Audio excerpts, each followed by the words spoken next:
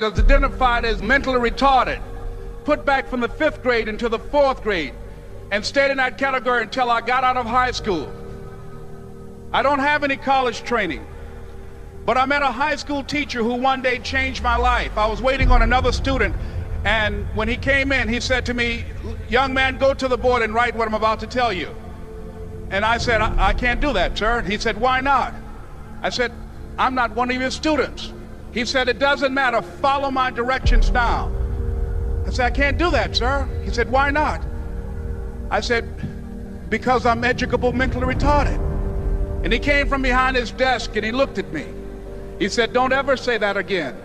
Someone's opinion of you does not have to become your reality." And as he talked, my heart began to beat fast.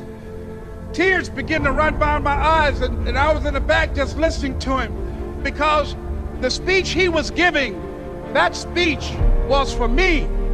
And he said, "Les Brown," he said, "if you want to do anything worthwhile in life, you've got to be hungry." I told Mr. Washington I wanted to become a disc jockey. And so I started working to develop myself. He said, "I want you to practice every day being a disc jockey." I said, "But I don't have any job now." He said, "It doesn't matter." He said that it's better to be prepared for an opportunity and not have one than to have an opportunity and not be prepared. And as I was working to develop myself, I applied for a job as a disc jockey, WMBM on Miami Beach. I went to a guy named Milton Butterball. I said, "How you doing, Mr. Butterball? I'd like to get a job as a disc jockey." He looked at me, he said, "You have any broadcast background?" I said, "No, sir, I don't." "You have any journalism background?" I said, "No, sir, I don't." He said, "We don't have any jobs available." I said, "Yes, sir." I went back to Mr. Washington and I told him. He said, "Don't take it personally." He said, "Most people are so negative, they will have to say no 7 times before they say yes." He said, "Go back again." So I went back again. I said, "How you doing, Mr. Butterball? My name is Les Brown." He said, "I know what your name is. What do you want?" I said, "I'd like to know whether or not you have any jobs at disc jockey, sir." He said, "Didn't I just tell you yesterday we didn't have any jobs?" I said, "Yes, sir, but I know whether or not somebody got laid off or somebody was fired, sir." He said, "No one was laid off or fired. Now get on out of here." I came back the next day like I was seeing him for the first time. I said, "Hello, Mr. Butterball, how are you?" He looked at me with rage. He said, "Go get me some coffee." I said, "Yes, sir." And I went to get him some coffee. After a while, I would get their lunch and dinner, and I would go in the control rooms and take the disc jockeys their food, and I would not leave until they would ask me to leave. One Saturday afternoon, while I was at the radio station, a guy named Rock was drinking while he was on the air. I was the only one there, looking at him through the control room windows, walking back and forth, young, ready, and hungry. Pretty soon the phone rang, and it was the general manager. And I answered the phone. I said, "Hello?" He said, "Les, this is Mr. Klein." I said, "I know." He said, "Rock can't finish his program." I said, "I know." He said, "Would you call one of the other DJs in?" I said, "Yes, sir." I hung the phone up. I said, "Now he must think I'm crazy." I called my mom and my girlfriend, Cassandra. I said, "Y'all turn up the radio and come out on the front porch. I'm about to come on the air." I waited for about 20 minutes, and I called him back. I said, "Mr. Klein, I can't find nobody." He said, "Young boy, do you know how to work the controls?" I said, "Yes, sir." He said, "Go in there and don't say nothing here." I said, "Yes, sir." I couldn't wait to get behind those controls. I put on an old Stevie Wonder record called Fingertips.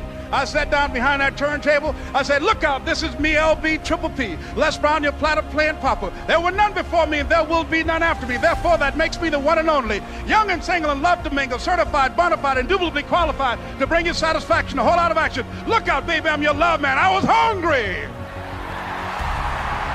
I was hungry. You got to be hungry. Begin to know that you have greatness within you. And if just one of you here begin to envision yourselves as being blessed and highly favored to reach your goals, if just one of you capture the essence of what that means, that you have greatness within you and a responsibility to manifest that greatness, that you can make your parents proud, you can make your school proud, You can touch millions of people's lives, and the world will never be the same again because you came this way. It was hard, ladies and gentlemen, coming to speak to people. And I was facing financial difficulties in my own life. I was behind on my bills and my dreams, and I'm saying to them, you can live your dream. It was hard, ladies and gentlemen. It was very difficult to pick myself up each day believing that I could do it. There were times that I doubted myself. I used to ask myself, can I do this? And something said within me, you're the one. Don't give up on your dream. By continuing to push forward, by continuing to run toward my dream, that one day I would have my own talk show. It's a long shot, ladies and gentlemen, from Liberty City, an abandoned building on a floor, never knowing my mother or father. It's a long shot. Being here with you today in this dome in Atlanta, it's a long shot. No college training, labeled educable, mentally retarded, but I kept running toward my dream.